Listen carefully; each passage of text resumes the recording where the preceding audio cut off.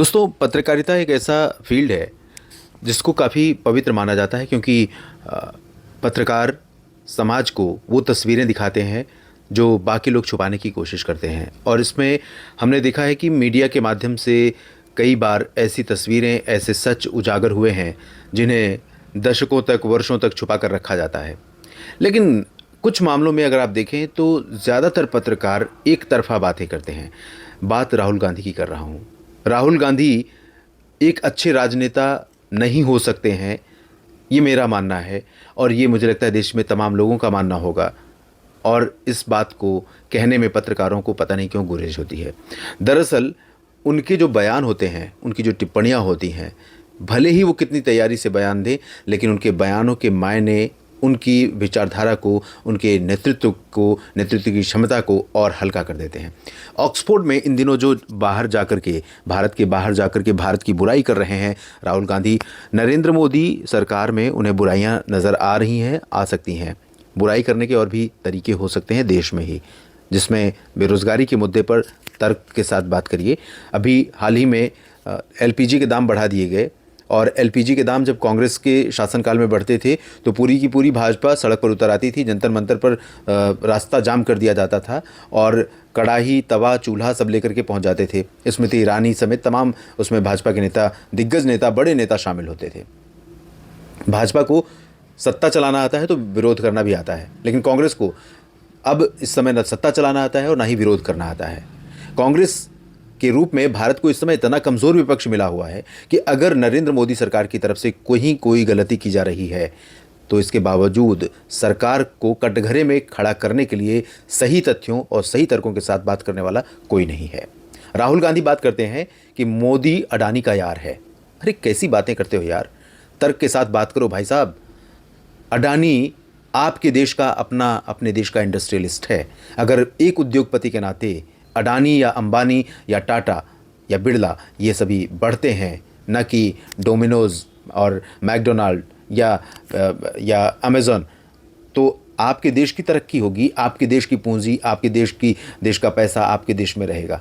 आप इस बात को क्यों नहीं समझ रहे हो? क्या आपको विदेशी जो कैपिटलिस्ट हैं, पूंजीवादी हैं, उनको बढ़ाने में आपके देश की भलाई आपको नज़र आ रही है? एलपीजी के दाम बढ़े हैं, उस मुद्दे पर बात करिए। त्यौहार आ रहा है, होली का समय है, चढ़ जाइए लेकर के अपना चौका बेलन और चूल्हा गैस सब कुछ।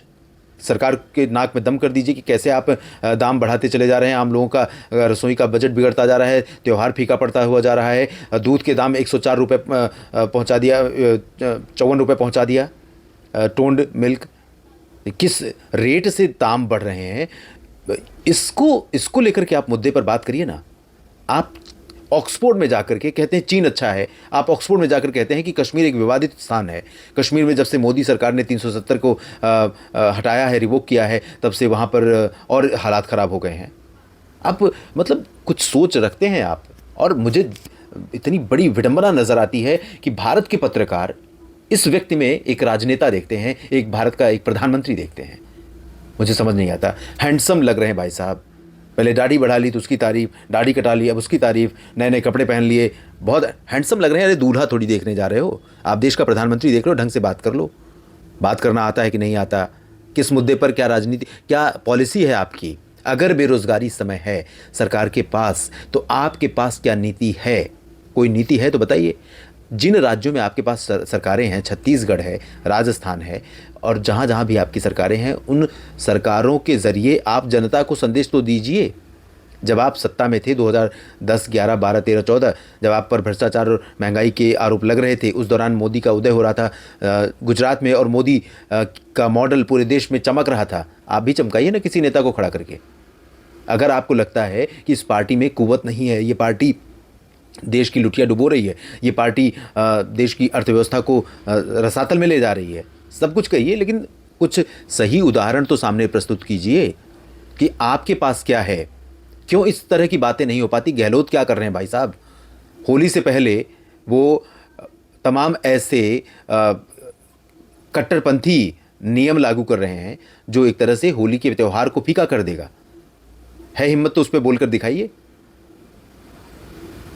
किसी के कह देने से भगवा पहन लें राहुल गांधी, रुद्राक्ष का माला पहन लें, जनेऊ पहन लें, जहाँ ज़रूरत पड़े वहाँ टोपी पहन लें। अरे इस तरह की सोच से देश नहीं चलेगा। आपका जो धर्म है उसको एक्सेप्ट करिए कि भैया ये मेरा धर्म है और बाकी धर्मों का मैं सम्मान करता हूँ, करता रहूँगा। भारत के एक नागरिक के नाते, एक राजनेता के नाते आपकी जिम्मेदारी और ज़्यादा बढ़ जाती है।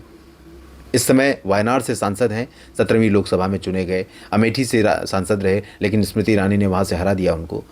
और कांग्रेस की क्या हालत है देश भर में, ये सभी देख रहे हैं। 2017 में दिसंबर में इन्हें कांग्रेस का प्रेसिडेंट बनाया गया। लोगों को लगा था कि 2019 में कांग्रेस का चेहरा बनेंगे और कांग्रेस का उद्धार होगा। कांग्रेस की और लुटिया डूब गई। उसके बाद चुनाव हारते ही 2019 में जुलाई में, जब मई में फिर से मोदी सरकार ने शपथ ली, तो जुलाई में इन्होंने इस्तीफा दिया। और उसके बाद मुझे ऐसा लगता है कि जिस तरह का नेतृत्व इस समय कांग्रेस को मिला हुआ है, खड़गे कौन है, क्या बोलेंगे, क्या कहेंगे, क्या उनकी पॉलिसी होगी, आप अच्छी तरह जानते हैं। कांग्रेस पार्टी क्या है, ये भी आप अच्छी तरह जानते हैं। एक परिवार की पार्टी है, इस सच को स्वीकार कर लीजिए। ये लोकतंत्र नहीं है, ये राजतंत्र है और ये लगातार जारी है। और विडंबना ये है कि इस सच को स्वीकार करने की जो कह सकते हैं कि कांग्रेस पार्टी में ही तमाम जो दिग्गज नेता हैं, राहुल गांधी की काबिलियत पर सवाल उठा चुके हैं कि अगर नहीं संभल रही है सत्ता, अगर नहीं हो पा रही है आपसे राजनीति, तो हट जाइए और किसी और को मौका दे दीजिए। लेकिन दुर्भाग्य से न तो इस पर कांग्रेस पार्टी अमल कर रही है और न जाने किस लोलुपता में, किस सपने में, किस ख्वाहिश में डूबी हुई है पूरी की पूरी कांग्रेस पार्टी। और सोनिया गांधी के शरणागत है, राहुल गांधी के शरणागत है। उनको लगता है कि कभी न कभी पुनरुद्धार होगा, लेकिन ऐसा लगता नहीं है। और मुझे लगता है कि ताबूत में आखिरी कील ठोकने का काम यही राहुल गांधी करेंगे, जो आज ऑक्सफोर्ड में जाकर के चीन और पाकिस्तान जैसे देशों की तारीफ करते हैं और विरोध की राजनीति में इस कदर डूब गए हैं कि मोदी की बुराई करते करते वो अनजाने जाने में भारत की बुराई करने चले जाते हैं।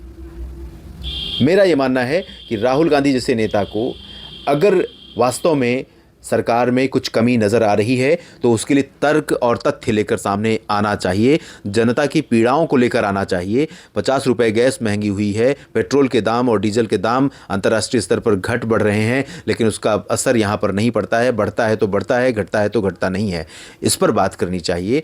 रोज़गार को और कैसे बढ़ाएगी सरकार, या बढ़ाने में कहाँ पर चूक कर रही है, कहाँ पर सरकारी नौकरियां कम निकल रही हैं और निकल रही हैं तो उन पर नियुक्तियां नहीं हो रही हैं या एग्ज़ाम परीक्षाएं नहीं हो रही हैं। उत्तर प्रदेश हो या तमाम राज्य हो, एसएससी हो या बाकी और अलग अलग कैटेगरीज़ की, इस पर बात नहीं हो रही है।